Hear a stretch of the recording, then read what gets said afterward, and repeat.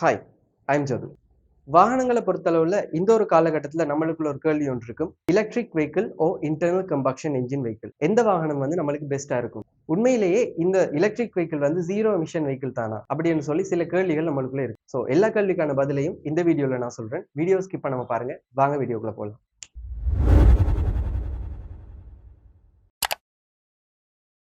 First of all, the manufacturing emission. Emission அப்படின்னு சொல்றது என்ன? சுற்றுச்சூழலை பாதிக்கிற எல்லா ஒரு விஷயமுமே வந்து எமிஷன் தான்.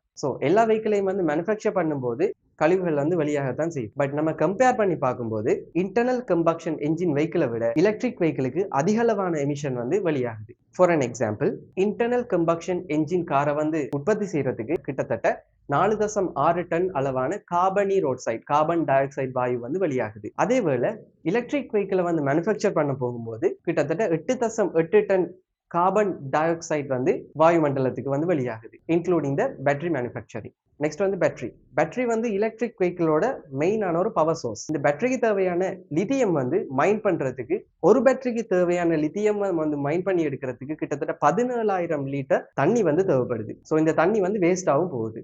இதை மட்டுமே நம்ம குறை சொல்லிட முடியாது.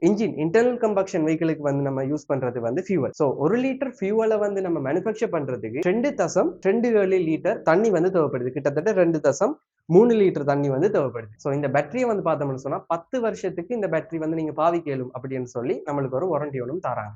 10 வருஷத்துக்குரிய ஃபியூவலுக்கு எவ்வளவு வந்து தண்ணி தேவைப்படுது அப்படின்னு சொல்லியும் இதுல வந்து பாத்துருவோம். அவரேஜா பார்த்தோம்னு சொன்னா ஒரு வெஹிக்கிள் 1500 கிலோமீட்டர் வந்து ஒரு மாசத்துக்கு ஓடுது அப்படின்னு சொல்லி அவரேஜா ஒரு கணக்கு கொண்டு எடுத்து வச்சுக்கொள்வோம். லிட்டருக்கு வந்து 20 கிலோமீட்டர் மைலேஜ் தரக்கூடிய ஒரு எக்கனாமிக்கல் வாகனத்தை எடுத்துக்கொண்டோம்னு சொன்னா அந்த வாகனத்துக்கு மாசத்துக்கு வந்து 75 லிட்டர் பெட்ரோல் வந்து நம்ம யூஸ் பண்ணணும். 75 லிட்டர் வந்து ஃபியூவல் வந்து நம்ம யூஸ் பண்ணணும். வருஷத்துக்கு பார்த்தோம்னு சொன்னா 900 லிட்டர். 10 வருஷத்துக்கு எடுத்துக்கொண்டோம்னு சொன்னா 9000 லிட்டர் வந்து தேவைப்படுது. 10 வருஷத்துக்கு முறைய இந்த 9000 லிட்டர் ஃபியூவலை வந்து மேனுஃபேக்சர் பண்றதுக்கு கிட்டத்தட்ட 18,000 லிட்டர் வந்து தண்ணி தேவைப்படுது. அதை ரெண்டையும் கம்பேர் பண்ணி பார்க்கும்போது இன்டர்னல் கம்பக்ஷன் இன்ஜினுக்கு வந்து அதிக அளவான தண்ணி வேஸ்டா தான் போகுது. அடுத்தது வந்து tail pipe emission and cost. Tail pipe emission அப்படின்னு சொல்றது என்ன? வேற எதுவுமே இல்லை, சைலன்சரால வெளியாகிற புகை தான். இந்த ரெண்டு வெஹிக்கிளையுமே எடுத்து ஒரு 10 வருஷத்துக்கு வந்து கணக்கு பார்ப்போம். அதாவது ஒரு இவி பேட்டரி வந்து 10 வருஷத்துக்கு வாரண்டி தராங்கன்னு சொன்னா அந்த 10 வருஷத்துக்கு முறைய கணக்கை வந்து பார்ப்போம், எது வந்து ஓகேவா இருக்கு அப்படின்னு சொல்லி. இன்டர்னல் கம்பக்ஷன் என்ஜின் எடுத்துக்கணும்னு சொன்னா 1 லிட்டர் ஃபியூவல் பேர்ன் ஆகும்போது அதுல இருந்து 2.347 கிலோகிராம் கார்பன் டை ஆக்சைடு வந்து வெளியாகுது. முதல்ல பார்த்த மாதிரியே வந்து ஒரு மாசத்துக்கு வந்து 75 லிட்டர், வருஷத்துக்கு வந்து 900 லிட்டர், 10 வருஷத்துக்கு வந்து 9000 லிட்டர். இந்த 9000 லிட்டர் ஃபியூவலும் வந்து பேர்ன் ஆகும்போது அதுல இருந்து கிட்டத்தட்ட 21 டன் கார்பன் டை ஆக்சைடு வந்து வெளியாகுது. அதோட சேர்த்து வந்து carbon monoxide, NOx, hydro carbon, இப்படி வந்து நச்சு வாயுக்களும் வந்து வெளியாகுது. பட் இந்த வாயு எல்லாத்தையுமே வந்து இன்டர்னல் கம்பக்ஷன் என்ஜின்ல எமிஷன் கண்ட்ரோல் சிஸ்டத்தை வச்சு கண்ட்ரோல் பண்ணிப்பட்டு வச்சிருக்கு. அதை வந்து நம்ம இதுக்குள்ள வந்து எடுக்க தேவையில்லை. இந்த இவி எடுத்துக்கொண்டோம்னு சொன்னா இந்த இவிக்கு வந்து சைலன்சரே கிடையாது. இந்த ஒரு 21 டன் கார்பன் டை ஆக்சைடு வந்து இந்த எலக்ட்ரிக் வெஹிக்கிள்ல இருந்து வெளியாகாது. நம்மளால சொல்லலும் வந்து இந்த 10 வருஷத்துக்கு பிறகு பேட்டரியால இருந்த ஒரு எமிஷன் வருது அப்படின்னு சொல்லலாம். ஆனா 2018ஆம் ஆண்டு சைனா பேட்டரி கம்பெனிஸ் 2018ஆம் ஆண்டுல இருந்து பேட்டரியை வந்து ரீசைக்கிள் பண்றதுக்கான ப்ராசஸை வந்து ஸ்டார்ட் பண்ணிட்டாங்க. ஆனா அதுக்கு வந்து அதிகளவான செலவு வந்து போகும் அப்படின்னு சொல்லியிருக்காங்க. Battery is recyclable. The electric vehicles are low emission vehicles but not zero emission vehicle. அடுத்து வந்து இந்த manufacturing cost and selling cost. சாதாரணமா இந்த எலக்ட்ரிக் வெஹிக்கிள் மேனுஃபேக்சர் பண்ற காஸ்ட் வந்து internal combustion engine vehicle manufacture பண்ற காஸ்ட்டை விட அதிக அளவா தான் தேவைப்படுது. காரணம் இந்த பேட்டரி. இந்த எலக்ட்ரிக் வெஹிக்கிள் எடுத்துக்கொண்டோம்னு சொன்னா இன்டர்னல் கம்பக்ஷன் என்ஜின் வெஹிக்கிளை விட இதுக்கு வந்து விலை அதிகம். இப்போ வந்து நம்மளோட பெரிய பிரச்சனைக்கு வந்து சேருவோம், ஃபியூவல் காஸ்ட். நம்ம முதல் பார்த்த மாதிரி வந்து அவரேஜான ஒரு வெஹிக்கிள் எடுத்துக்கொள்வோம். 20 கிலோமீட்டர் பெர் லிட்டர் மைலேஜ் தரக்கூடிய ஒரு அவரேஜான ஒரு வெஹிக்கிள். சாதாரணமா இந்த வாகனத்தை எடுத்துக்கணும்னு சொன்னா மாசத்துக்கு வந்து 1500 கிலோமீட்டர் வந்து நம்ம வந்து டிராவல் பண்ணுவோம். வருஷத்துக்கு வந்து 18,000 கிலோமீட்டர். வருஷத்துக்கு வந்து செலவாகிற பெட்ரோலை வந்து பார்த்தோம்னு சொன்னா கிட்டத்தட்ட 900 லிட்டர் பெட்ரோல் வந்து தேவைப்படுது. இலங்கை காசுப்படி ஒரு லிட்டர் ஃபியூவல் வந்து 305 ரூபாய். வருஷத்துக்கு நம்ம போட வேண்டிய ஃபியூவல் வந்து 900 லிட்டர். இந்த 900 லிட்டருக்கு வந்து கணக்கு பார்த்தோம்னு சொன்னா கிட்டத்தட்ட 2,74,500 ரூபாய் வருது. நம்ம 10 வருஷத்துக்கு கணக்கு பார்த்தோம்னு சொன்னா 2.75 மில்லியன் வந்து தேவைப்படும். கிட்டத்தட்ட 27,500 லட்சம். இதுல மட்டும் நிப்பாட்டிட முடியுமா? சர்வீஸ் காஸ்ட் யாரு பாக்குறது?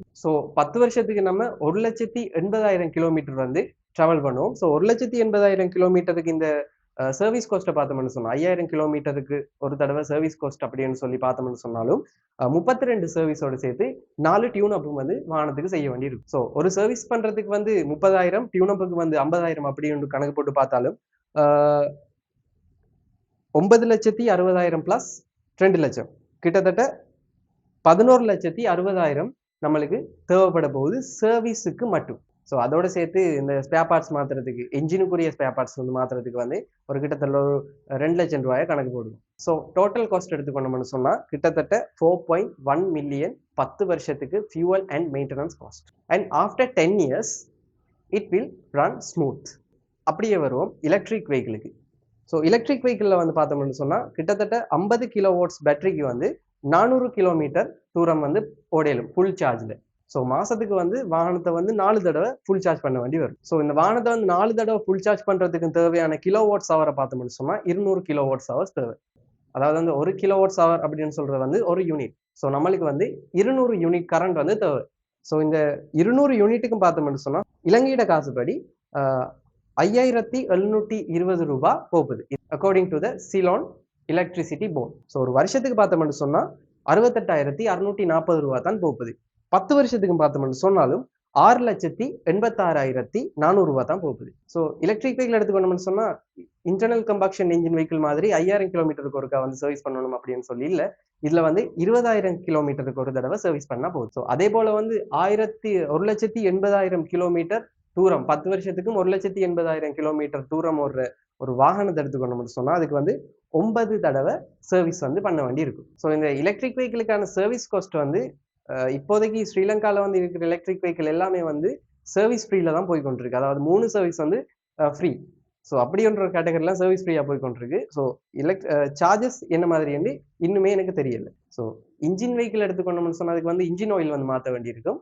ஸோ அந்த இன்ஜின் ஆயில் வந்து இதுக்கு மாற்ற வேண்டி வராது. ஸோ ஒரு 10,000 கழிச்சு ஒரு சர்வீஸுக்கு வந்து 20,000 அப்படின்னு சொல்லி கணக்கு பார்ப்பேன். நான் நினைக்கிற மாதிரி இதுக்கு வந்து அதை விட அதிகமான காஸ்ட் தான் போகும்னு நினைக்கிறேன். பட் இருந்தாலும் இதே காஸ்ட்டை வச்சு நம்ம பார்ப்போம். ஸோ 9 சர்வீஸுக்குமே 20,000 படி பார்த்தாலுமே வந்து 10 வருஷத்துக்கு 1,80,000 தான் போகுது.